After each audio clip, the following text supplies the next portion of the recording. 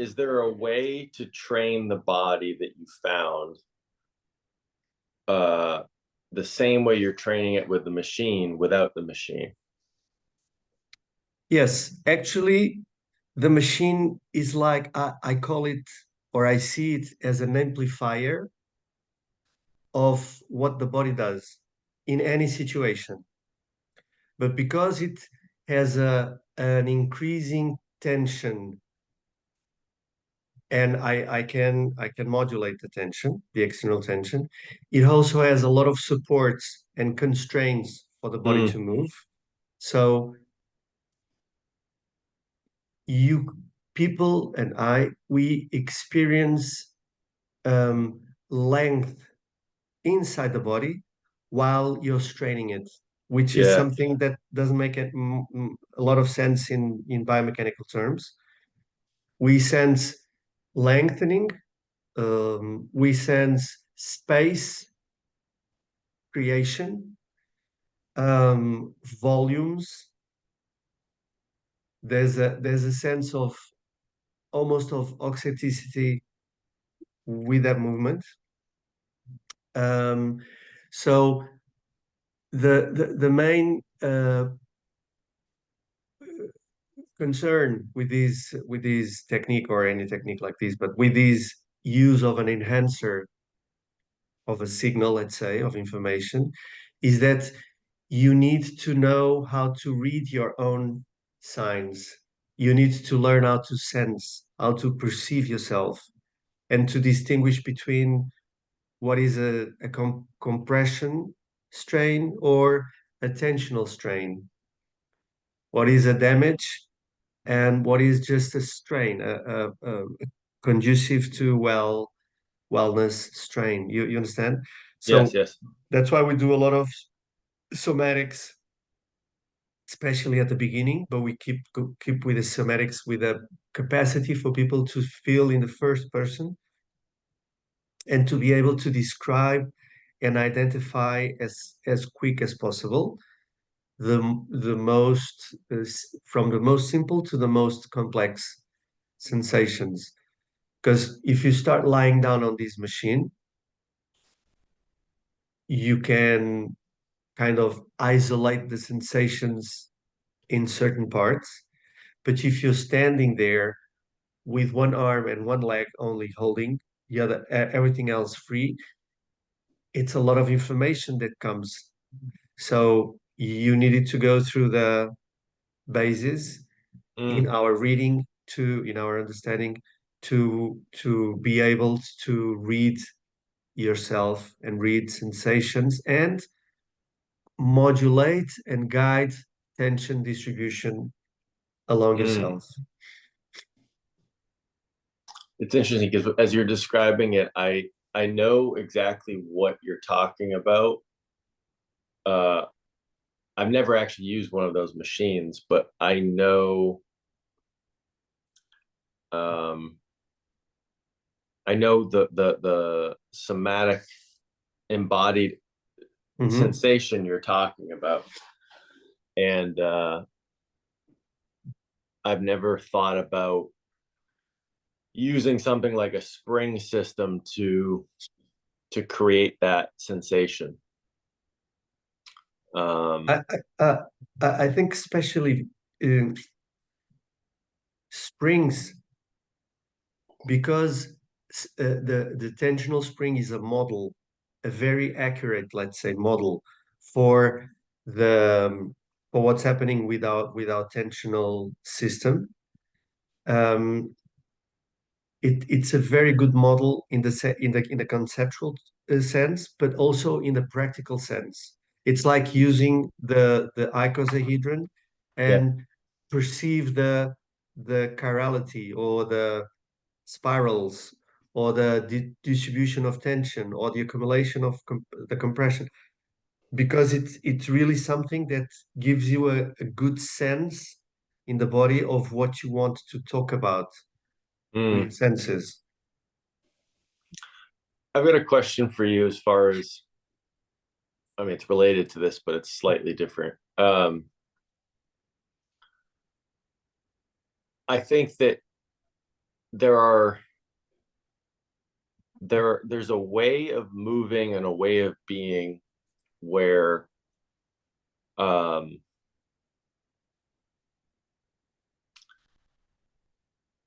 also to take like that machine and what you were doing in that video where you were basically doing like a squat on the Uh-huh. machine, right? And I would imagine that if you kind of tune your body tension to match the tension of the spring, that's when you get that sense of volume and auxetic behavior and length. So there's that ability, but there's also an ability where instead of through resistance, the body kind of expands.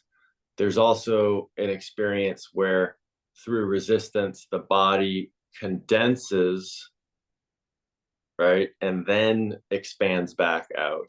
Mm-hmm. Mm-hmm. And um, sometimes I don't think there's like a better or a worse, right? But at the time and place of when we're working with somebody, of picking a movement or coaching a movement in one way or the other. Sometimes I wonder which is the which one to select. Does that make sense? Again, Um, so sometimes I wonder when I'm working with somebody,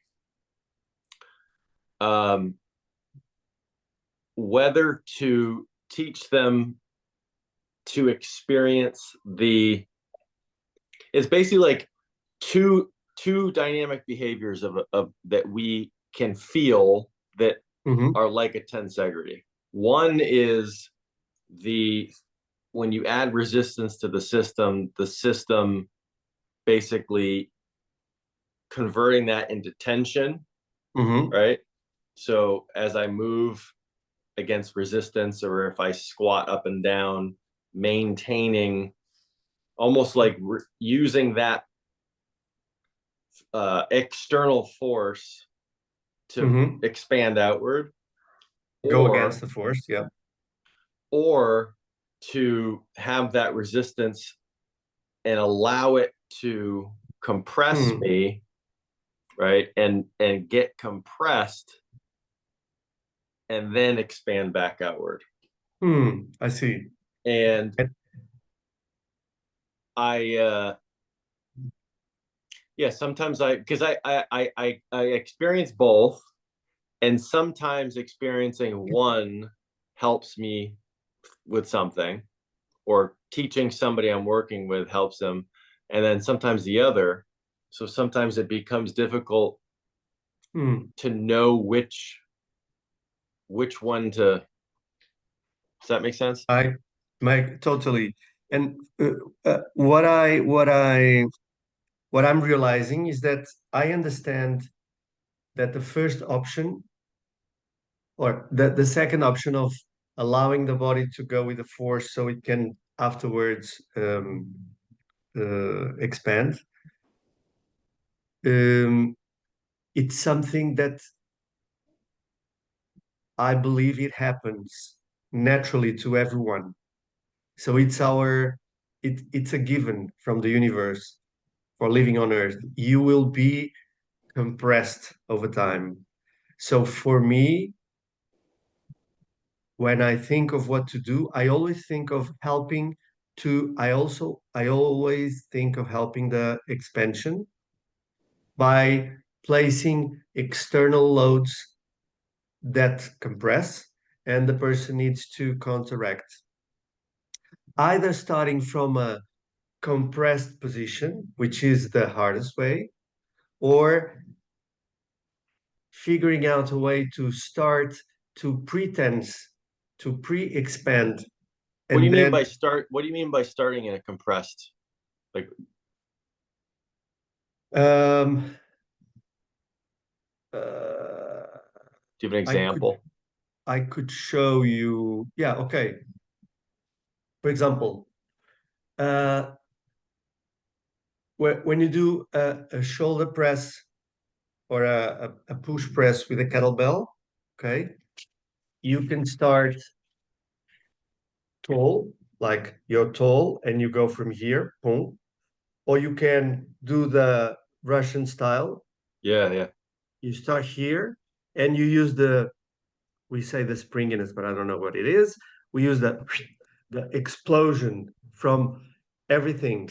So that would be to start in a compressed way for me, and then use that springiness to overcome the external loads.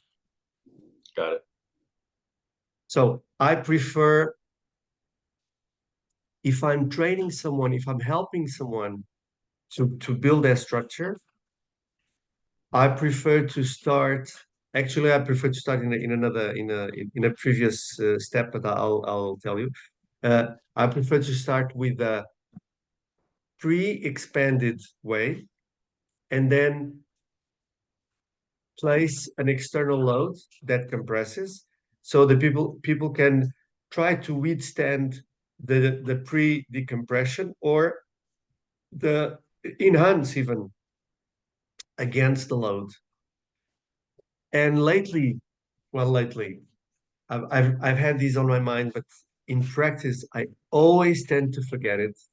And lately, I started to say, "Why am I forgetting this? This is," and it makes a lot of difference with people for people I work with pain, which is before, and it's like a thing in the biotensegrity thing. Before stability, before mobility, you need stability. Understanding stability as a way to distribute loads and disperse, not distribute, disperse, dissipate loads within the body. So first, before everything, before trying to keep the expansion or the pre-expansion or whatever, I first need to nourish the folds, which are the more basic for me mechanism of um, distribute of uh, dissipating loads, external or internal, within the body. So I need to nourish the fascia L-farms through those folds and through the folding capacity. And then I go to the pre-expansion. And after that, I go for the last option with loads, which is start in a compressed way and be able to uh, get an external load, and even so being able to expand or Mm. distribute uniformly that tension. You understand my reasoning? Yeah, Or I understand the three um categories because I kind yeah. of have the same three categories. Uh-huh. Um, what I what I'm not sure about is there a is there a preferred order? Hmm. Um, because I would think that all three enhance the system. Of course. Um, and I think that like I'm kind of answering my own question in a way, but I think that the preferred order is being tuned into the person you're working with in a way where it's almost like you'll just know, if that makes sense, that intuition of, yeah, I think that person needs this, rather than going into it thinking, no matter what this person shows me, I'm going to start with one and then do the other. I think it's kind of like, I don't know. Yeah. Yeah, I do the same, but I conceptualize things in this way that stability and understanding stability as the superstability described in biointegrity. Stability comes before mobility. And for me, mobility has more to do with uh, tension distribution, and stability has to do more with tension dissipation, the ability to allow tension to go through without and disperse itself without having to be expressed somewhere else Mm, in mechanical terms. That would be movement, right. mobility. Um, but of course, this is very conceptual, huh, what I'm Yeah, saying. yeah, yeah. And the need to start from the folds. Uh, I've practiced it with especially two of my clients that are with me for about a month or so.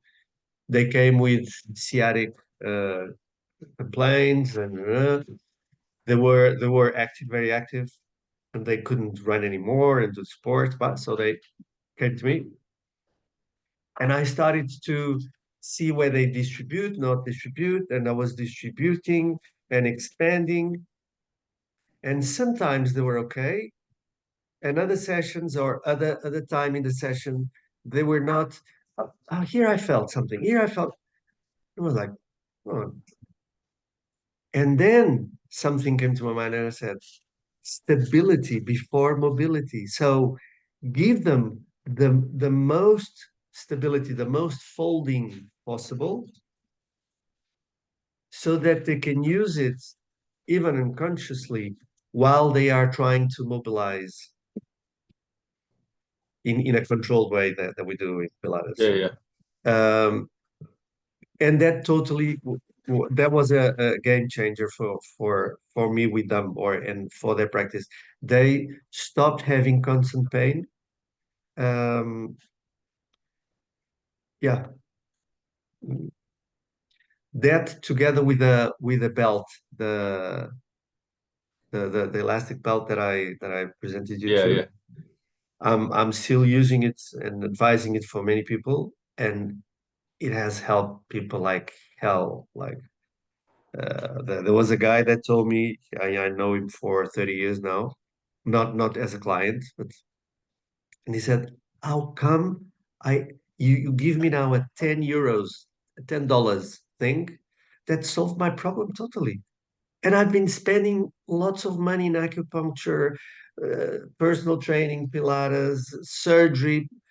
I could have just spent 10 euros and put a belt on me." So now he lives with a belt. The first thing he does in the morning, he wakes up and places the belt. And I thought maybe this is not a good thing because it can be a crutch that he Right, uses. right. But I'm watching him weekly at the training, and he's being transformed. He doesn't use the belt when he trains. He's totally transformed now. It, there was some erratic movements on the foot and the leg, and he's totally different in the way he moves, in the way. So there are some changing, fuck, changes that Yeah. are being um, absorbed by the body through Interesting. the, yeah. So that is something that is very has been very helpful. And the working on the folds before anything, amazing. For myself and for other people that have no complaints, I recheck the folding every once in a while. Um, What folds are you kind of checking and working on? Torso folds. So groin, uh, uh, pubic fold, and the pubic fold is not as expressed as the groin or as the belly button one. There's no ridge there. Um, So the how do you work on that? On that one, through the conscious, engaging. It depends on the person, huh? But um, I direct them to the pelvic area, to the pelvic floor area. It's like pulling the coccyx Pulling in, yeah, yeah, towards the pubis yes, without moving the bones.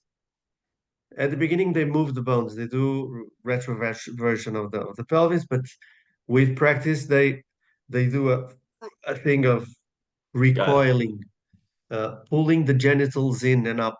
Yep. That works better for men than for women. Um, it's a conscious thing. That there's no clear thing. And then also the rib cage one. Um, Is that the one where and you're pulling it up into the rib y cage? yes, like an hypopressive thing. Yep. Um, together with the expansion of the thorax of the rib cage, and also the neck fold with everything. Do you ever do anything with the foot and ankle with folds? Uh, I should do more because I understand that's very I do it some but it's not something that I've been focusing too much, although I know it's very important, Yeah. especially for some of them. And it would be more or less like the fold on the groin because it works more or less the same way, or the shoulder. Miguel, he works a lot with the groin and shoulders mostly. I believe that more than the torso ones, because at least that's what he has been.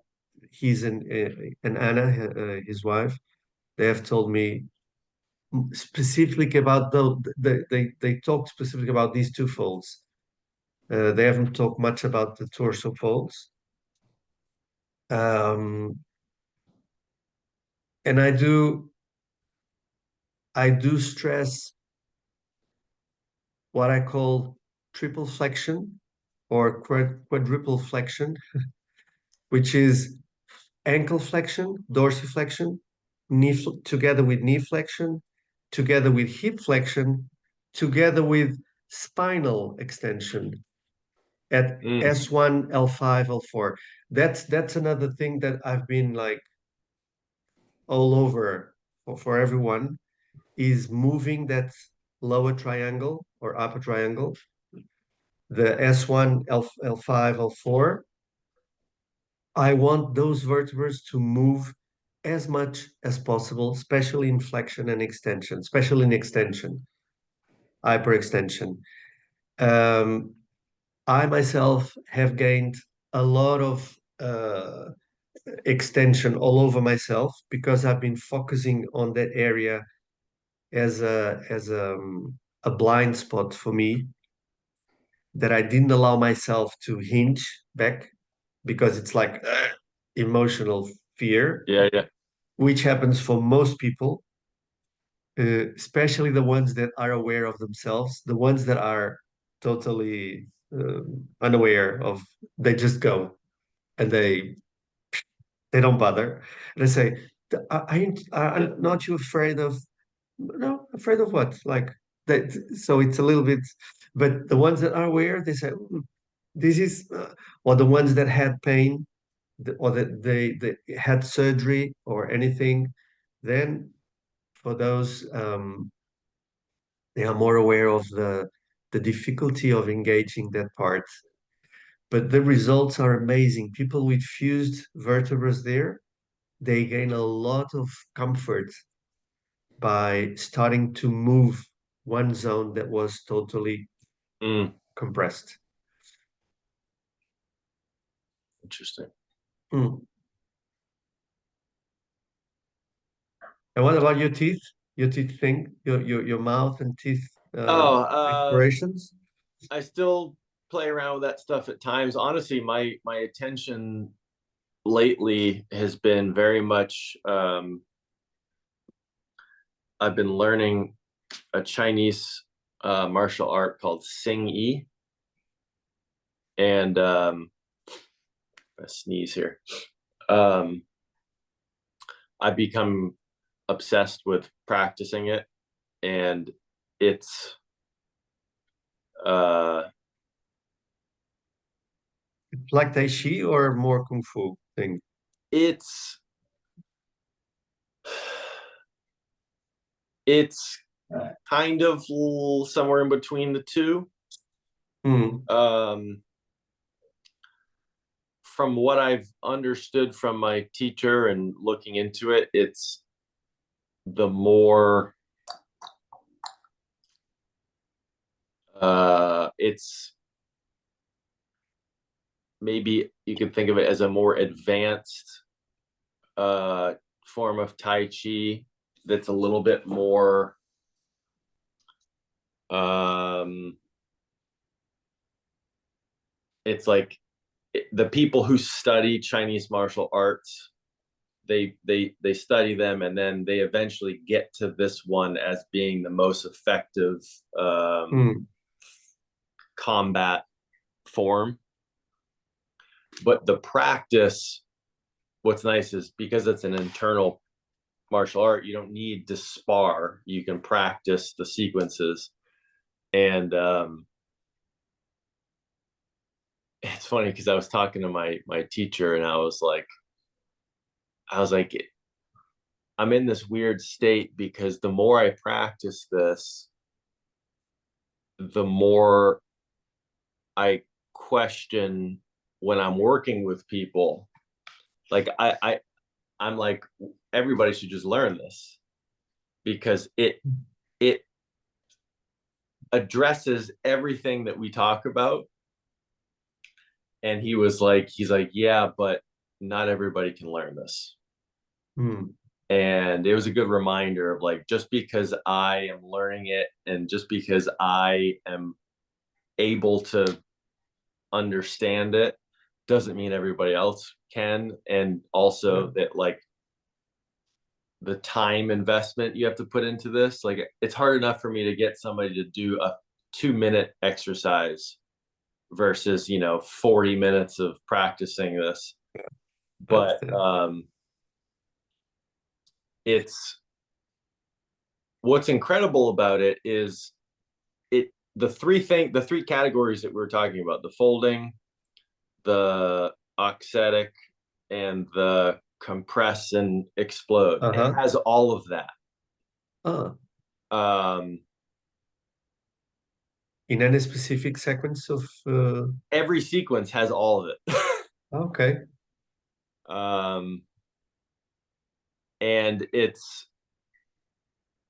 what it's really taught me recently is um the ability to have one half of my body almost, I'll try to use my hands as an example, to like spiral into itself and condense Uh-huh. to in a to throw the opposite side forward into a, it's like to spiral and compress through one side and send out the other side. And to basically, like, if I send out the other side, I create a link where the side that's going forward is connected through to this side into the ground. And it's like the side that's compressing into the ground is what's giving strength to the Uh-huh. projecting side. um but I've been playing a lot with that.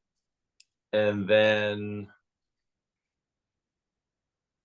I want to get back into doing more consistent the folding stuff. I do it with my clients all the time, but personally, because um it's hard to juggle like your time.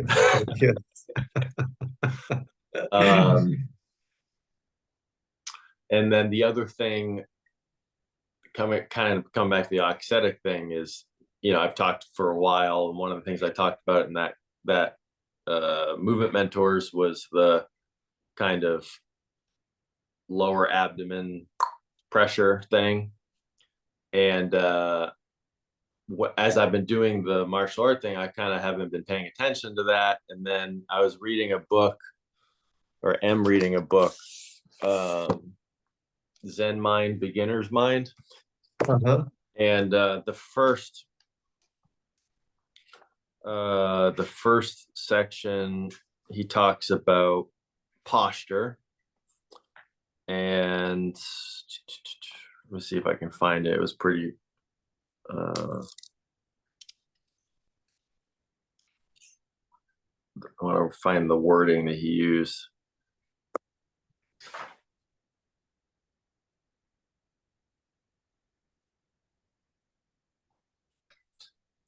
To gain strength in your posture, press your diaphragm down towards your hara, or lower abdomen. Mm-hmm. And as soon as I did that, he's just talking about like getting into the meditation posture. And as soon as I did that, I was like, oh, that's the DNS thing, right? Yeah, yeah, Is yeah, yeah. like taking, and that's something in Chinese text I've been finding, which is like the lower dantian, is like breathe into the lower dantian and then like, or push the lower dantian out. And it's like, as soon as that happens, there's an uprighting. And when I'm walking around, there's a sense of the resist. There's a sense of like my body, when my foot hits the ground, any perturbation through the system is just kind of neutralized. Mm. And what was interesting was in this book when he was talking about getting into that posture and other things about it, but basically he was like, the posture itself is the meditation, because in order to do that, you have to be present. Of course. Because if I I'm thinking about a million things, or I'm being distracted, I'm no longer in that. That's beautiful saying. Yeah, yeah, yeah. So I kind of been thinking about that, as far as I want to continue to work on that, and see if there's a way to have that while I do folds, while I do some of these other things. Huh. But that action isn't meant to give you a certain structure. I'm going to call it rigid, but it's not rigid that I mean, but a Yeah, more solid structure that you need to have while you're meditating or while you're walking. So you need to have yeah, it's not like dancing yeah, yeah, yeah. because when or folding because then you're like I don't I know. no, I agree with you, because I do find that if I have that while I try to do some folds, it hinders the full expression of the fold. Um, but then it makes me think sometimes of like the child, right? The child who has the full expression of mobility and folding has that. So Hmm. it makes me think like, is is that something that is a foundational thing that should be there? I don't know yet. I don't know. I see, I see, I see. Or does this is something that I've been coming to my mind several times while I was studying a little bit of Bonnie Bainbridge uh, mindset, body centering, Okay. and some of other and DNS, of course, where we are and there are those videos where they place a baby on in the room and all the adults try to mimic the Yeah, thing yeah. and they look like silly. Uh, do Does the expression of those mechanisms in the child has the same is the same in the adult? Right, You right. understand? Yes. because we always try to mimic kind of like literally, too literally. Yes. So the baby behaves like that. I need to have a belly like the baby. Like, fuck, no. Yeah, Or yeah, I need to fold as the baby folds and bring my leg to my shoulder while yeah. I'm stepping over something.